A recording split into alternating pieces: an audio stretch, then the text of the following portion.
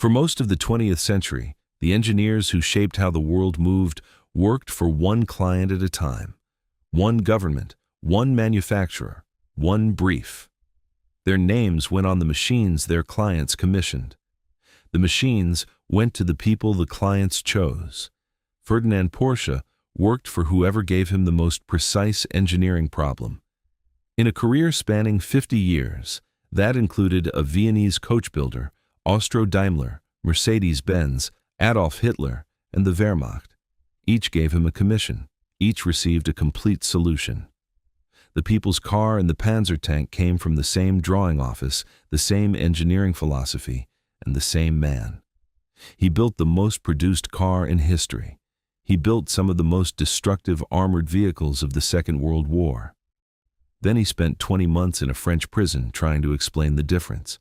The engineer solves the problem in front of him. For Ferdinand Porsche, that was never a philosophy. It was the only mode of operation he ever used, and the one a French court spent 20 months deciding whether to accept. Ferdinand Porsche was born in 1875 in Maffersdorf, Bohemia, now Liberec, in the Czech Republic. His father was a tinsmith. There was no engineering school in the household, no technical library, no tradition of mechanical design to inherit. What Ferdinand inherited was the habit of a man who worked with his hands and expected materials to do what he required of them. He left for Vienna at 18 and found work as an apprentice at the Bella Egger electrical firm while attending the Imperial Technical School part-time. He never completed a formal degree. He did not need one. He learned by building. And by the time he stopped learning that way, he had built more than most credentialed engineers produce in a lifetime. By 1930, Ferdinand Porsche had designed electric vehicles, aero engines, racing cars, and military equipment for 5 different employers in 4 different countries. He had not yet designed the car that would make his name permanent, but he had spent 30 years learning exactly how to build it. In 1900, at 24 years old, he delivered his first significant design, the Lohner Porsche Mixta, commissioned by the Viennese coach builder Jacob Lohner. The machine was electric, but the engineering decision at its center was not about electricity. It was about elimination. Every conventional drivetrain of the period wasted power at multiple transfer points: gearbox, driveshaft, differential, axle. Each connection between engine and wheel consumed energy the wheel never received. Porsche eliminated every one of those connections by building the motor directly into the wheel hub. The power went where the work happened, nothing in between. The Lohner Coach Building Workshop, Vienna, 1899. The space smells of lacquer and fresh timber. A carriage shop producing horse-drawn vehicles, now containing one machine that requires neither horse nor carriage logic. Porsche crouches beside the front wheel assembly, rotating the hub by hand, checking that the motor windings clear the brake drum at full steering lock. He is 23 years old. He has no engineering degree. The motor is his design, drawn from first principles, built by Lohner's craftsmen from his specifications. He turns the hub slowly, feeling for the point where the clearance closes. The Lohner Porsche weighs 1,400 calories. The 4 hub motors together produce 7 horsepower. The Paris exhibition crowd in 1900 will not understand the engineering. They will understand that it moves without a horse. For now, that is enough. The clearance is correct. He stands up. The hub motor principle was not adopted by the industry in 1900. It was noted, studied, and set aside. The gasoline engine and the mechanical drivetrain won the first round of the automotive era, and Porsche moved with the market to Austro-Daimler in 1906, where he designed racing cars and aero engines and military vehicles across the First World War. Then to Daimler Motoren Gesellschaft in Stuttgart in 1923, where he designed the Mercedes S-Series supercharged racing cars. They won. He clashed with management over engineering direction. He was not a corporate engineer.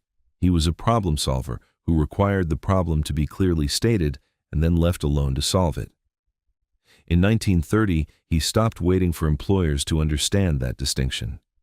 He founded his own engineering consultancy in Stuttgart, Dr. Ignacio H.C.F. Porsche GmbH.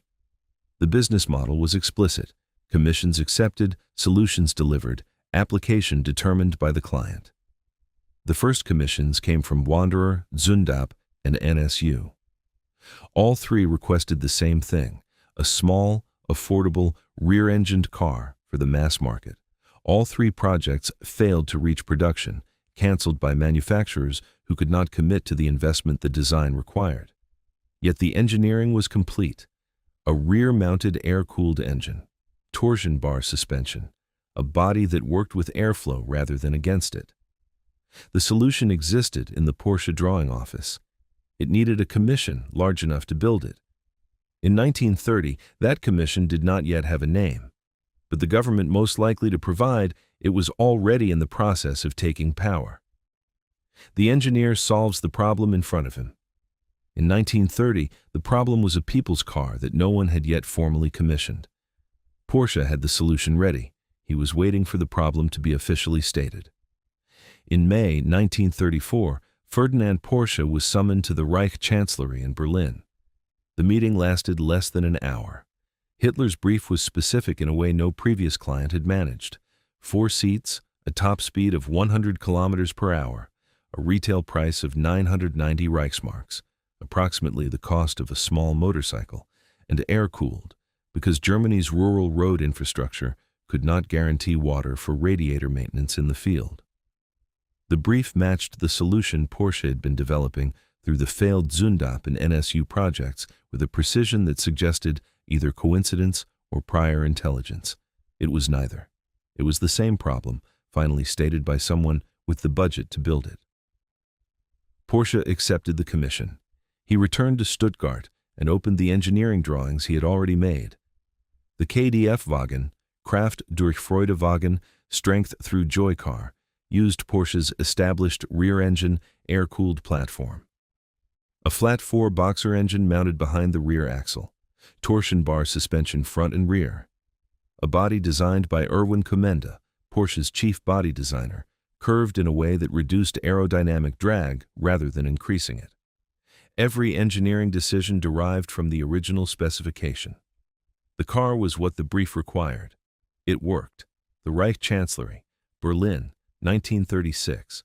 A formal presentation space, the prototype on a low platform, engineers and officials arranged around it. Porsche walks Hitler through the engineering in sequence: rear-engine placement, air cooling system, suspension geometry. Each decision explained in terms of the specification Hitler himself had provided 2 years earlier. Hitler crouches beside the open engine compartment and looks at the flat-4 boxer for a long moment. He does not ask a technical question. He asks how long before production can begin. Porsche says 3 years. The answer is correct. The factory will not deliver a civilian car within that window.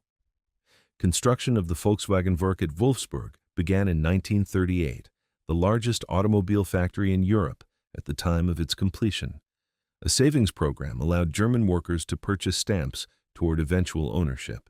By 1939, 340,000 depositors had paid a combined 280 million Reichsmarks into the scheme. Not one of them received a car. The factory shifted to military production when the war began. The civilian program was suspended. It was not resumed. In 1937, Ferdinand Porsche joined the Nazi Party. In 1940, he received the title of Wehrwirtschaftsführer, War Economy Leader. Both are documented.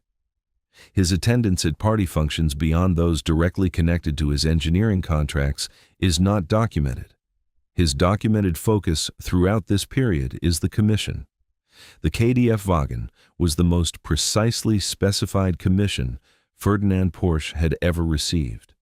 It was also the only commission in his career that was paid for by the people who would never receive it. The engineer solves the problem in front of him. The problem in 1934 was a people's car. He solved it completely. What the commission cost and who paid for it was not an engineering question. It would become a legal one. The Wehrmacht's heavy tank development program in 1939 issued simultaneous commissions to 2 engineering offices, Henschel and Porsche. Both were asked for the same machine. a heavy tank capable of defeating any armor then in service. Henschel designed around a conventional mechanical transmission. Porsche designed around an electric one. Hub motors driving the tracks, the same principle he had applied to the Lohner Porsche wheel hubs in 1900.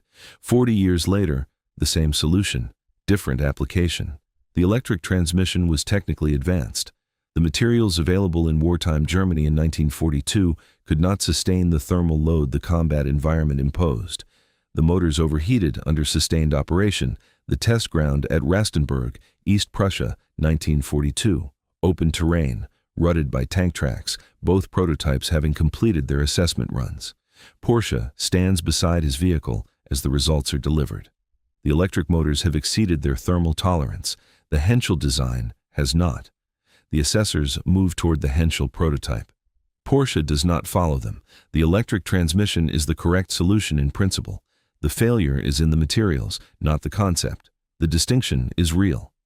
It does not change the outcome of the assessment. 90 Porsche hulls have already been built at the Nibelungenwerk factory, ordered into production before the trials concluded on the assumption that Porsche would win. They are sitting in a factory with no designated purpose. The Wehrmacht converted them. An 88mm anti-tank gun was mounted in a fixed superstructure on each hull. The resulting vehicle designated the Ferdinand, later renamed the Elephant. 91 units were produced. They were deployed at the Battle of Kursk in July 1943. The Ferdinand's gun could destroy Soviet armor at ranges Soviet guns could not match, but the Ferdinand carried no secondary armament, no machine gun for close-quarters defense. Soviet infantry approached under the gun's minimum range and disabled significant numbers using explosive charges against the tracks and running gear. The vehicle that could not be defeated at distance was vulnerable at arm's length. The same engineer who designed the car that every German worker was promised had designed the tank that hundreds of thousands of their sons were sent to operate. The engineering philosophy had not changed. The commission had. Porsche continued. The Panzerkampfwagen E8 Maus, a super-heavy tank of 188 tons, was designed at Hitler's personal request. 2 prototypes were completed. The Maus could not cross most European bridges. Standard rail could not transport it. It was operationally useless before it was technically finished. German forces destroyed both prototypes to prevent capture in 1945. One partially survives. It is in the Kubinka Tank Museum outside Moscow. In May 1945, Allied forces reached the villa at Zell AMC where Porsche had retreated. French authorities arrested him on June 5, 1945. He was 70 years old. The charges were specific: his Wehrwirtschaftsführer title, his Nazi Party membership, and the documented use of forced labor at the Volkswagen factory during the war. He was held without formal trial. The problem in front of him now was not an engineering problem. He had no tool for it. French authorities held Ferdinand Porsche at Dijon without formal trial from June 1945 through August 1947. 20 months. The charges were not resolved through argument or legal process. They were resolved through payment, 1 million French francs, raised by his son Ferry through a design commission for a Grand Prix racing car for the Italian industrialist Piero Duccio. Ferdinand Porsche designed the Cisitalia Type 360 from his prison cell in Dijon. The fee secured his release.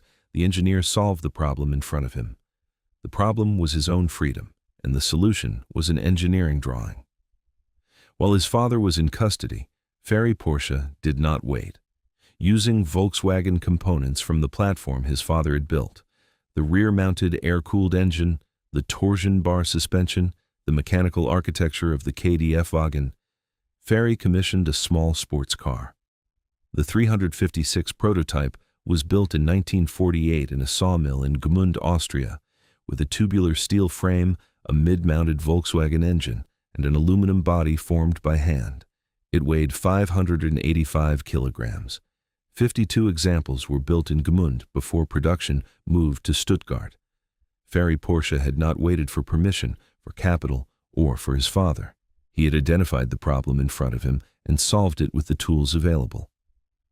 Ferdinand Porsche was released in 1949. He was 73 years old.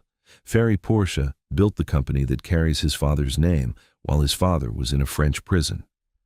Ferdinand Porsche attended the Paris Motor Show in October 1950 and saw the result for the first time. He did not design it. He did not found it. His name was on it. The Paris Motor Show floor, October 1950. The 356 sits on a low platform surrounded by other manufacturers' displays. Ferdinand Porsche walks around it slowly, front, side, rear, crouched to check the underbody clearance. In the same sequence he has used to evaluate every prototype he has ever reviewed. He recognizes every component beneath the bodywork. The engine is the engine he designed for the Volkswagen. The suspension is his torsion bar geometry. The platform is his platform. He does not recognize the car, because the car is his son's solution to a problem Ferry defined for himself. He completes the circuit and stands at the front again. The 356 weighs 585 kilograms. The loaner Porsche he built in 1900 weighed 1,400 kilograms. 50 years of compression, iteration, and elimination, arrived at by a different engineer using his components, carrying his name. No recorded statement survives of what he said. Ferdinand Porsche died on January 30th, 1951, in Stuttgart. He was 75 years old. The Volkswagen Beetle entered civilian production after the war under British military administration.